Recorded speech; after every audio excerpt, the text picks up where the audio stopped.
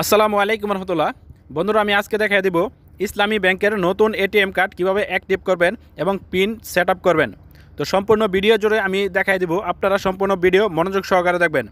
আর আপনারা যারা নতুন আমার এই চ্যানেলে, অবশ্যই আমার চ্যানেলটি সাবস্ক্রাইব করে রাখবেন। তো চলুন ভিডিওটা শুরু করা যাক। অন্যান্য ব্যাংকের এটিএম কার্ডের সাথেই কিন্তু পিন নাম্বার দেওয়া থাকে, ইসলামী ব্যাংকের এটিএম কার্ডের সাথে কিন্তু পিন নাম্বার দেওয়া থাকে না।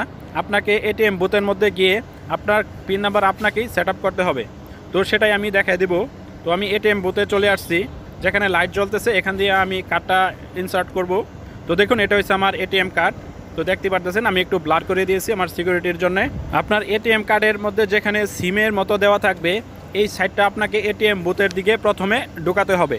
তো আমি দেখাই দিচ্ছি। তো দেখুন, যেই সিমের সাইডটা সেটা আমি প্রথমে দিয়ে দিচ্ছি। তারপরে আপনি একটু হালকা প্রেসার দিয়ে কার্ডটা ভিতরের দিকে দিয়ে দিবেন। মেশিনে কার্ডটা দেওয়ার পরে অনুগ্রহ করে অপেক্ষা করুন, আমাকে বলা হচ্ছে। আমি একটু অপেক্ষা করতেছি। তো একটু অপেক্ষা করার পরে আমার সামনে এরকমটাই চলে আসছে। এখানে বলা হচ্ছে নতুন পিন সেট করার জন্যে নিচের মোবাইল নাম্বারে একটি ওটিপি পাঠানো হবে। তো নিচে একটি মোবাইল নাম্বার দেওয়া থাকবে, যেই নাম্বার দিয়ে আপনি অ্যাকাউন্ট তৈরি করেছিলেন প্রথমে, সেই নাম্বারটা আপনি এখানে ভালো করে মিলিয়ে নেবেন। তো ওই নাম্বারে কিন্তু একটা ওটিপি পাঠানো হবে।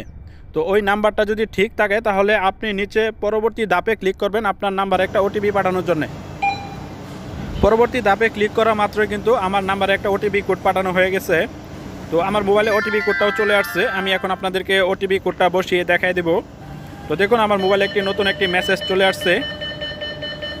তো এই মেসেজ থেকে আমি 6 সংখ্যার একটা ওটিপি কোড, সেটা আমি এটিএম বুথের মেশিনের মধ্যে দিয়ে দেব। তো দেখতে পারতেছেন, এখানে আমার এটিএম বুথের মধ্যে আমি 6 সংখ্যার যে ওটিপি কোডটা সেটা দিয়ে দিয়েছি। তারপরে পরবর্তী ধাপের যেই অপশনটা রয়েছে, এই বাটনে আমরা ক্লিক করব। তারপরে আপনাকে এখানে পিন নাম্বার দিতে হবে। তো এখানে পিন নাম্বার 2বার দিতে হবে। তো প্রথম একবার দিবেন 4 সংখ্যার পিন নাম্বার, আমি দিয়ে আপনাদেরকে দেখাই দিচ্ছি। তো আমি 4 সংখ্যার প্রথমবার দিয়ে দিছি। তারপরে অনুগ্রহ করে পুনরায় আপনার সেই পিন নাম্বারটা দিয়ে দেবেন। সঠিকভাবে 2বার পিন নাম্বার দেওয়ার পরে অনুগ্রহ করে আপনাকে কতক্ষণ অপেক্ষা করতে বলবে। তো আমি অপেক্ষা করতেছি। তো দেখুন, আমার পিন নাম্বার পরিবর্তন হয়ে গেছে। তো আমি সফলভাবে পিন নাম্বার পরিবর্তন করে ফেলেছি।